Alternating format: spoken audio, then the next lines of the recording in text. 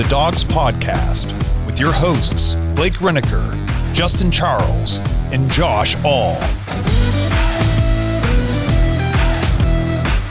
What's going on, everybody? Welcome back to another episode of the Dawgs Podcast. My name is Derek Frisbee from DF Sports, and today we're going to be talking about a position group that I have a lot of opinions on, and Amari Cooper has reported that the Browns have keyed in on this position group as the number one priority to fix this offseason. So that, of course, is the wide receiver room. So we are going to talk about the guys we have, going to talk about how they did this past year, who's staying, who's leaving, what I can expect from some of these guys next season, as well as talk about free agency, who we could sign, trades, who could we make a move and bring in, as well as even a quick preview of the draft. So obviously we're going to get into the draft stuff later in the offseason, but I have three names for you early today, just to throw out there, on guys who the Browns could possibly bring in. So with that being said, before we do, like the video, subscribe to the channel, comment in the comment section. I want to know what you think. What do you think about the wide receiver position? Who do you want the Browns to sign, trade, draft? I want to hear from you. Another way that you can get your voice heard on the show, not just in the comment section, thedawgspodcast.com. You can leave an intro an episode to the podcast, or you can drop a voicemail and we will play it out on the show and we will let you know what we think about what you think. That's a good way to get your opinions out there and get it discussed. So if that's not enough for you, join thedawgs.com. That's going to be your way to join the Patreon. In the Patreon, you get an extra after-hours show, which if you like this show, you're going to want the after-hours show because it's just the same thing, more topics, more unfiltered. You're going to love it. But it also gets you in the Discord. And in the Discord, you can talk to Browns fans across the globe about the Browns, about betting, whenever you want to talk about movies, anytime, anywhere, you're going to want to get in the Discord. And become a member. 99 cents a month. It's an easy way to show your support. You get some fancy stickers in the chat.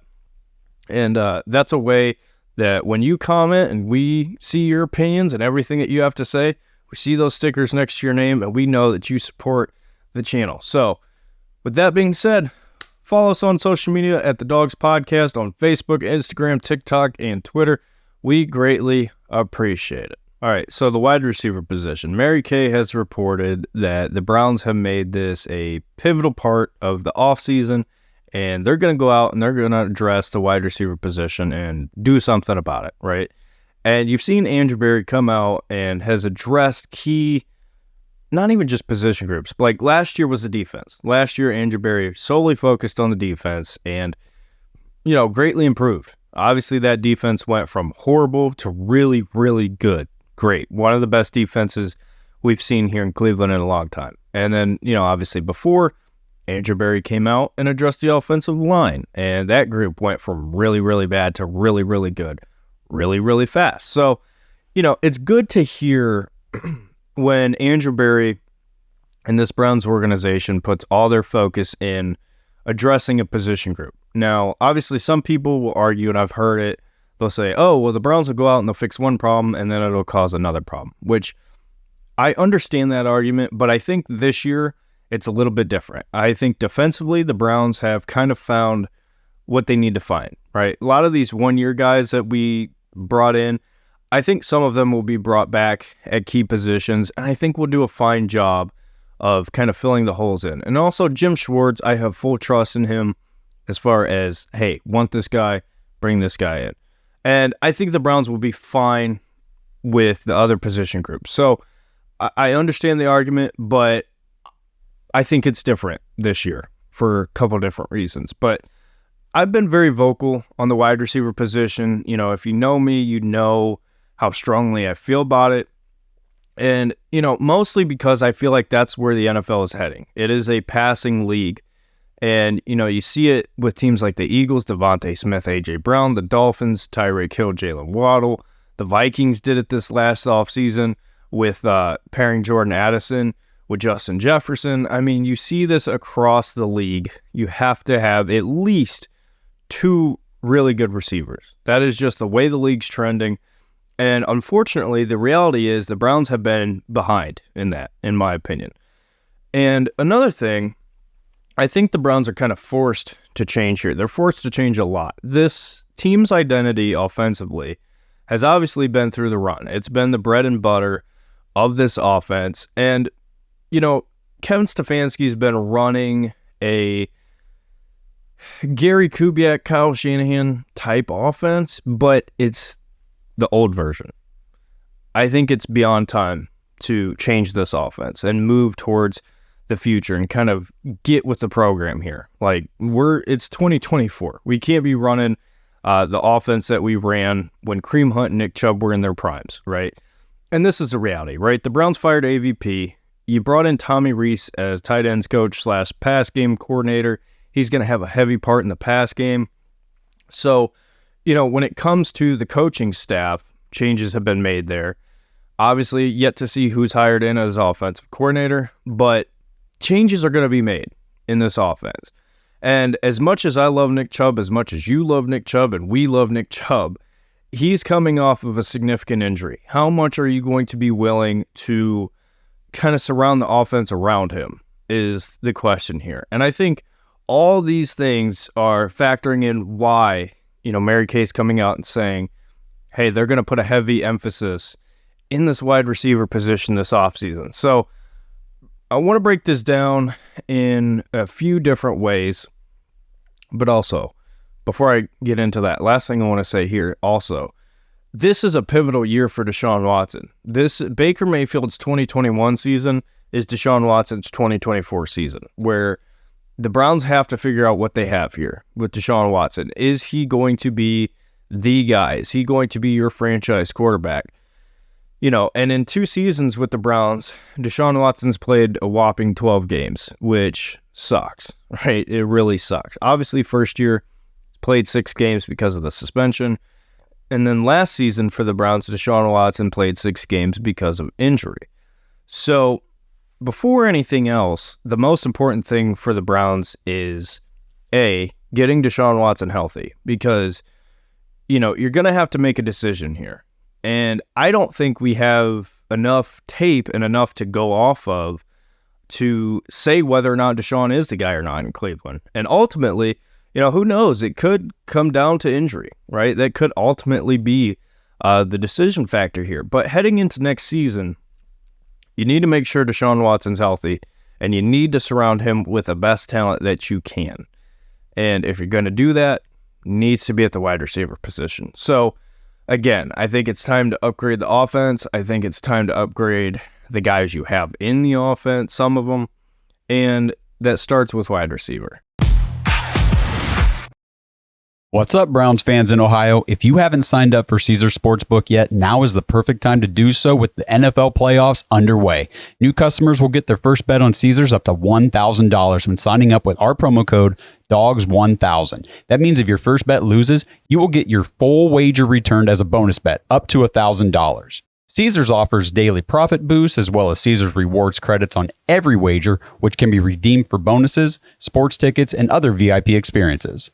If you're ready to join Caesars Sportsbook, go download the app and register with our promo code DAWGS1000 to make sure your first bet is covered. Offer is only available for new customers who are 21 and older and physically present in Ohio. Please gamble responsibly. If you or a loved one has a gambling problem, call 1-800-GAMBLER. Check the episode description for the full terms of the offer to see if you can qualify.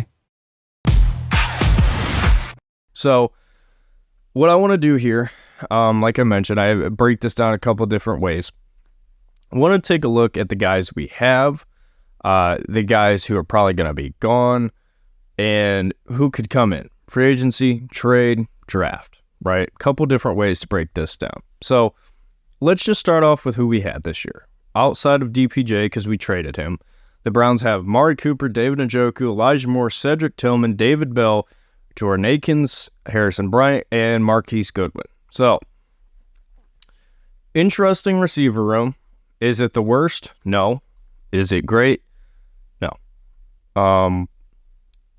It's passable. That's kind of how I looked at the receiver room for the Browns this past year. I think they made an attempt to upgrade it, and ultimately some of the pieces that were brought in did not live up to what maybe Andrew Barrett thought and maybe what the Browns thought they would this season. So let's talk about it. I think Marquise Goodwin's gone. I think Harrison Bryant's gone.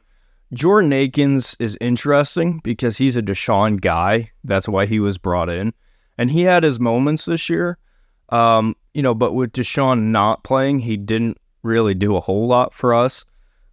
Finished the year with 132 yards, which is not a lot at all. If Deshaun had played, I think it would be different. But could Jordan Akins be here next year? Probably not. But I do see a route where he is back. I think there is a chance that Deshaun says, hey, get him cheap, bring him back in. But also I think the Browns are going to draft a tight end, Cade Stover. But with that being said, let's kind of look at this next group of guys. David Bell, Cedric Tillman, Elijah Moore, David Njoku, Amari Cooper. Amari Cooper is by far your number one receiver, one of the best, if not the best moves that Andrew Berry has made as GM of the Cleveland Browns. Giving up a bag of chips to bring in Amari Cooper. This past season, he played 15 games, 72 receptions out of 128 targets, 1,250 yards, 5 touchdowns. Right? People were asking, hey, is Amari Cooper still number one? Well, guess what? He's had over 1,000 yards every year he's been here in Cleveland. He has been playing unreal, and, he's your number one guy. That's just what it is. And then you look at David Njoku. He has finally developed into what he can be. And I think that's the standard now. I think, towards the back half of the year, David Njoku was the best tight end in football. And I'm not saying it's going to remain that way, because obviously there's a lot of really good tight ends. But I think this is the standard for Njoku now, right? He finished 81 receptions out of 123 targets, 882 yards, 6 touchdowns. And he turned it on, and he is an absolute weapon.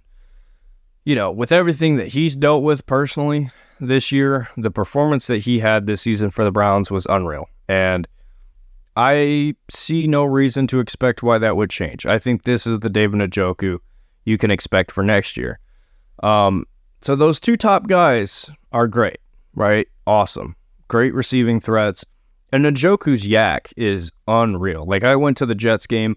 I know Justin was there too. We got to meet up. But that first drive, right? It was like 3rd and 18 or something like that. And it seemed like, hey, drive's going to end here. Bad first opening start to the game. Little dump pass to Njoku, and he takes like 45, 50 yards. Like, absolutely insane what David Njoku can do and has done for the Browns. And I'm excited because he's an absolute freak. He is a freak. And if this is what you get out of your tight end position, we can do something. We can do something here. Now, the interesting thing comes with this next group of guys. So let's start off David Bell. David Bell, for me, I know we had high hopes, and he certainly improved this season. He finished with 14 receptions out of 23 targets, 167 yards, 3 touchdowns, right? 2 of them were against the Bengals last game of the year. So David Bell, I think we have to have a hard look in the mirror, and that's why we're talking about this. I think Andrew Berry has to evaluate what he has. And here's the reality with David Bell. He's a role player. That's just what he is. He's a role player. He's a depth guy. I think David Bell is like a 5th, 6th wide receiver on the depth chart. And that's not bad. I mean, role players certainly have their roles. That's what they are. And I think David Bell is one of those guys, right? He's been pretty consistent as far as catching the football, but he doesn't offer you anything that kind of blows you away. I think that's what I have learned personally about David Bell's time here in Cleveland so far. And I think he is what he is. I don't think David Bell is one of these guys that is going to develop and, become a bigger part of this offense. I just think he is what he is. And that's fine. You need those guys. However, Cedric Tillman is interesting because we had really, really high hopes with Tillman heading into the year. Drafted him with our first pick last draft. Tillman was really good in Tennessee. We traded Donovan Peoples-Jones. The hope was Tillman's going to step in, take over that role. And it wasn't bad, but at the same time, not as much as what we would have hoped. And Cedric Tillman played in 14 games. He had 21 receptions out of 44 targets, 224 yards, 0 touchdowns. So this is the first guy I want to talk about as far as next year, because I'll tell you right off the bat, I think Cedric Tillman is going to improve greatly next season for a couple reasons. I think the Browns have been using him wrong. I think the Browns need to have a hard look on how they're using Cedric Tillman, because I think we have tried to mold him in that DPJ role early on, and that's just not necessarily what he does best. Cedric Tillman's average depth per target in school at Tennessee was 15.8 yards. In the NFL, it's been 10.7. So I know that might not sound like a big difference, but when you look at it on film, you can kind of see it. Tillman at Tennessee, or in Tennessee, 72.2 contested catch win rate. Cedric Tillman, in my opinion, I think can develop into a more all-around receiver. And I think he needs to put on size. I think he needs to work with Amari Cooper and work with guys like that, Elijah Moore, the good route runners, to kind of improve his technique, because he's just not that gifted when it comes to release, when it comes to route running at an NFL level. He was fine in college at it, but that's not where he makes his money. Where he makes his money is the contested catch win rate. Again, 15.8 yards, average depth of target. The Browns, I think we need to use him kind of, and again, do I think Tillman can be a starter eventually? Yes. Is he a starter next year? No. I think Cedric Tillman is a role player right now. I think he is yet another guy, and honestly, I think all three of these guys that I'm going to name are role players, and that's fine. I think that's fine. But Tillman, for me, is the one that I think can move out of that category, that can move into starter and very reliable for you. It's just going to take some time. So I think the Browns need to use him more on like 20-yard comebacks. We need to use him more as his skill set gives you, contested catches. Why we haven't really done that is kind of beyond me. He's been fine in the role that we asked him to play, but I don't think we're getting the best out of him. I think next year, especially with the guys you could add in, there's a lot you could do with Tillman, and I am not writing him off at all. I know he has kind of underwhelmed this season in his rookie year, but Tillman is one of these guys that I think is primed and ready to take a huge step in year 2. And I think that comes down to him and the work he puts in the offseason, putting on a little bit more size, as well as I think we need to use him better.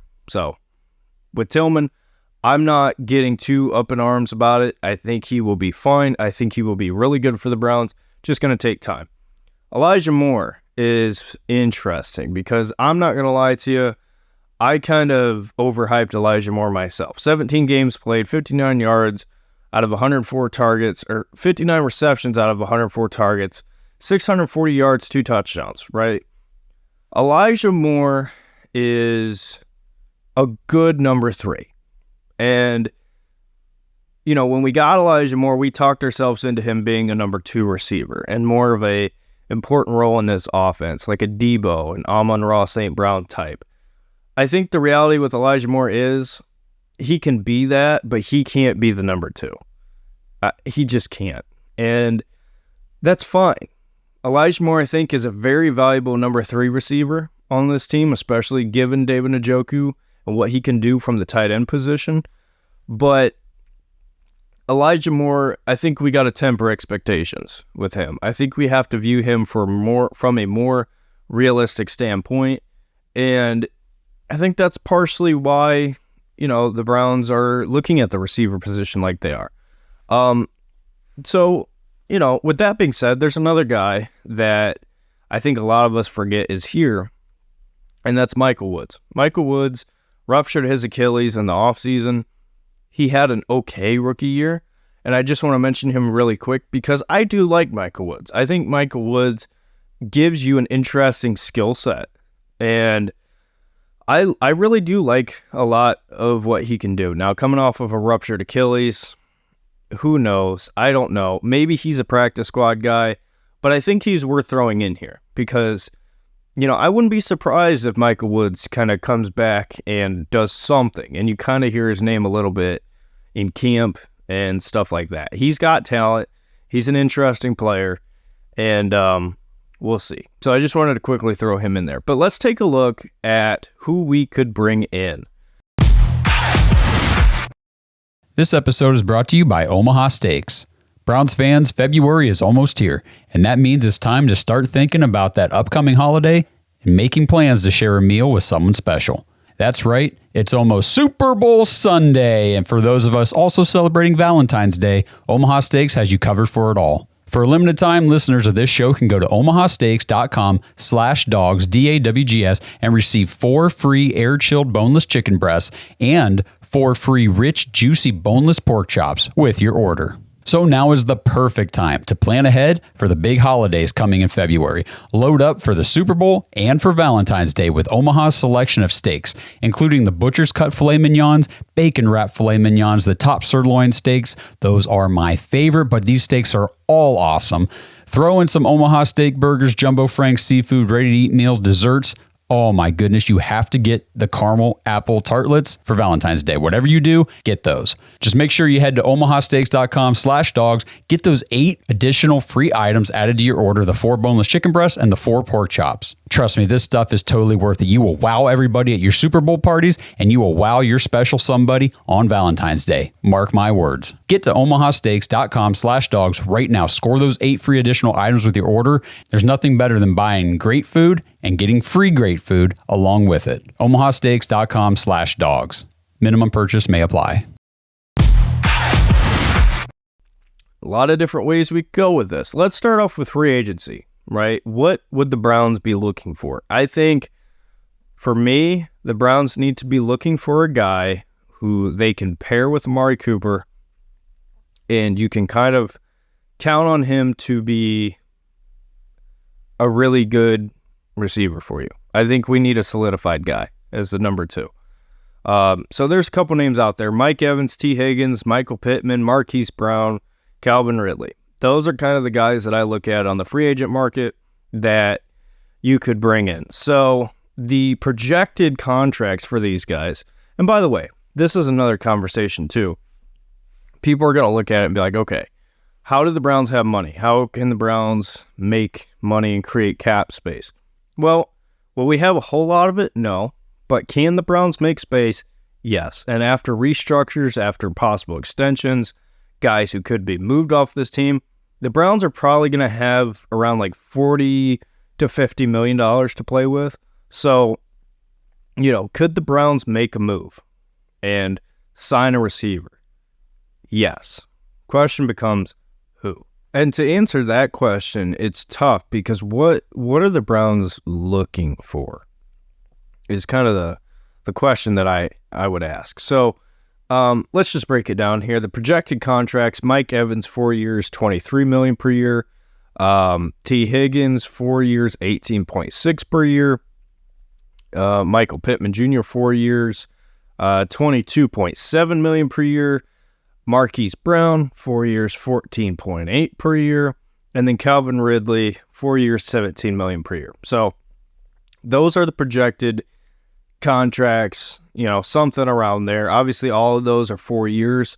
Are all those guys going to get 4-year contracts? No, but that just gives you a general idea of what the market is looking like there. So first things first, do I think the Browns will get Mike Evans? No, I don't. I think, the Bucs probably aren't going to let Mike Evans walk to begin with. And at his age, is Andrew Berry going to want to bring a guy like that in? Probably not. Probably not. So let's just get that out of the way first. The next one, Michael Pittman, 22.7 per year estimated. I wouldn't be surprised if he got even a little bit more than that. I think Michael Pittman is a really, really good receiver in the NFL. And I think he is going to be worth the money that he's going to get. Are the Browns willing to pay that much money? I don't know. I think the Browns will be willing to spend some money, and as much as I would like Michael Pittman, I think he's out of our price range. I think Mike Evans and Michael Pittman are out of the Browns' price range, if those guys even become available, is kind of the big caveat here. So I don't want to talk too long about those guys, but the next group, T. Higgins, Marquise Brown, Calvin Ridley. I would not be surprised if one of these guys ended up a member of the Cleveland Browns. If you want my guess of these guys, who it would be, I think it's Marquise Brown. I think he fits what the Browns want to do. He's projected $14.8 million per year. That's manageable. That's decent. Obviously, the market is going to fluctuate. What's going to happen? Who gets what, right? Because you saw the Falcons go out and sign crazy contracts last year, and it pushed the market up, right, for defensive tackle. Javon Hargrave got a crazy deal. David Onyemata got a crazy deal. Like, these teams sign these guys, and it pushes everything up. So these numbers, you can't take as gospel by any means, but in terms of the affordable options, Marquise Brown, or not affordable, but a little bit more in our price range. Marquise Brown, I know a lot of people aren't going to like him, but he gives you speed. He gives you the route running. He's very elusive. I like what he can bring, and I think he has been kind of overlooked in the NFL. He was on the Baltimore Ravens with Lamar Jackson. Is that the best fit for him? Maybe not. Then he goes to the Arizona Cardinals. That team is what it is there. I think Marquise Brown is a very talented receiver. And I think if he comes to the Cleveland Browns, you pair him with Amari Cooper, he can do a lot of really, really good things for you. And I like that a lot. I think you can get him for a discounted price just because of what he has done in the NFL. And I would like that a lot. I think that would be a really good fit. I think he would bring what the Browns are looking for, and the price would be solid. So I like that. Next guy, Calvin Ridley. I don't know if he will be a free agent because the Jags traded for him. Has he been everything they thought? No.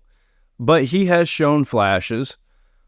The question becomes, would the Browns want to bring in another route runner? Because Amari Cooper, his number one skill set is obviously what he can do as a route runner. Do the Browns want to bring in another one of those guys? Probably not. I think you need to pair Amari Cooper with either a speed guy or a big contested catch guy. That's just my opinion. So as much as I like Calvin Ridley, I don't know that he's a fit for us. I would be happy if we got him, but I don't know how much of a realistic option he is, to be honest with you. So I'm going to move off of him real fast. T. Higgins. Now, this would just be hilarious, right? Could you imagine if the Cleveland Browns brought in T. Higgins and signed him to this team after all his time with the Cincinnati Bengals? It would be funny. Would I like it? Yeah. I think T. Higgins is a really talented receiver. 4 years, $18.6 million per year. I think he's going to get more than that. So I think he is borderline out of the price range for the Browns. But in terms of young talent being added to this team, I think T. Higgins would be a good addition. But he's an interesting one. I don't really know what that would look like. It's weird. I'll just leave it at that. It's a weird fit, but it would be fun. It would be really fun. He offers you a lot. Big receiver, contested catch guy, young, and I think you could see even more out of him. I think he's still getting better as a receiver in the league. So it's interesting. It's interesting. So I'll leave it at that. Those are the those are the free agent guys, 5 of them, that I think are going to be talked about. I think the most likely one is Marquise Brown, but we'll see. If you want my favorite on that list, who I would want, it's Michael Pittman, but I just don't think that's going to happen, so we'll see. But trades. This is interesting as well. What if the Browns made a trade? And there's a couple guys that I think are kind of realistic. let's just start off quick. Jerry Jeudy, I've brought him up many times. Again, I think he's overrated or overlooked and underrated. I think he offers you a lot more than what people will think. He's on a 5th-year option, so that's $12.9 million guaranteed. Is that affordable for the Browns? Yes. You would have to extend him, which the Browns, of course, would if they brought him in. So it's certainly an option, and the Broncos have been shopping and not shopping their wide receivers, both Courtland Sutton and Jerry Jeudy.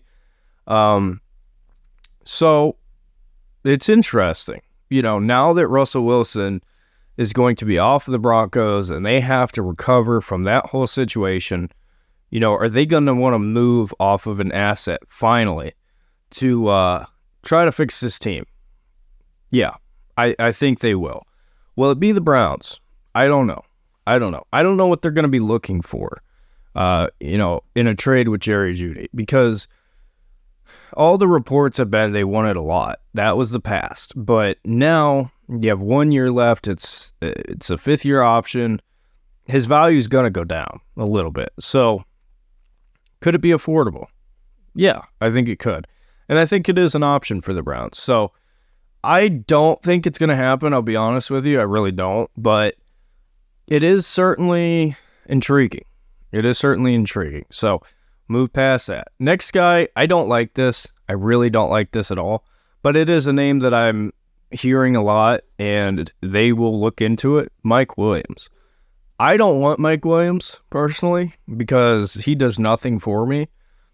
Yes, he's a really good contested catch guy, downfield guy, but the injuries that he's had, he's not been on the field, and, when he is on the field, I'm not blown away by him, I'll be honest. I think he's really talented, and, he cooked Denzel Ward when we played him that 1 year, but he does nothing for me, and I don't think he's worth the price that would be paid to bring him in. So I'll just leave it at that. I bring it up only because I've heard it, and I do think the Browns will look into it. Do I want it? No. I could talk myself into it, but I'm not a huge fan of it. So leave it at that. Next guy, Terry McLaurin. Bring him back to the Buckeye State. Terry McLaurin signed a 3-year, $68 million extension with the Washington Commanders. That team is going through a lot of changes because they're going to have a new head coach. They're probably going to have a new quarterback because, Sam Howell was okay, but they hold a high draft pick. And as stacked as this quarterback class is, they're probably going to grab one. So there's going to be a lot of changes on that team. Is Terry McLaurin going to be one of them? I don't know. And I think the Browns would have to get creative on what you would give Washington to, to get this deal done. Can the Browns afford this? I think we can. I think it makes a lot of sense financially. I think it's a really good fit.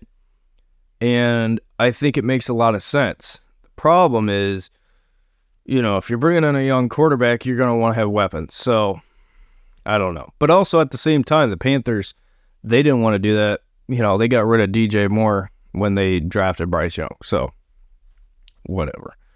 But those are 3 options, I think, trade-wise, that the Browns could look at. And then when it comes to the draft, 3 quick names here, and we'll get out of here. Jalen Polk, Jalen McMillan, and Troy Franklin, right?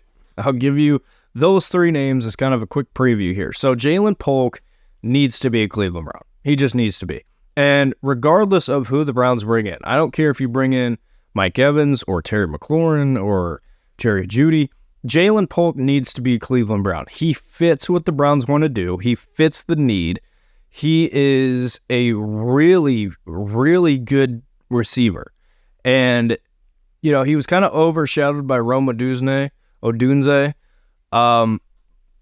But he is very talented. And that Washington receiver core is really, really good. And similar to some of these Ohio State receiver teams in the past, where guys kind of get overlooked, look at a Terry McLaurin, those guys can still produce, and they can, explode onto the scene in the NFL. I think Jalen Polk is that guy. I think he will be there at 53. I think the Browns need to add him because, again, the Browns have kind of struck out at wide receiver. David Bell has not been great. Tillman has struggled in year one. Again, I think he'll be fine. But they need to find themselves a Puka Nacua. They need to find themselves an Amon-Ra St. Brown. And I think Jalen Polk can be one of those guys, personally. Jalen McMillan, kind of the same thing, like overshadowed by those two guys at Washington. He's talented. I think you can get him later. Don't have a whole lot I want to say on him right now. But then Troy Franklin, kind of the same thing with Polk. Uber talented receiver, fits what the Browns want to do. This is a heavy talent wide receiver draft, and I think he'll be an interesting option. So there's a teaser for you. I think I'll dive into those guys later on. But with that being said, let me know your thoughts. What do you think?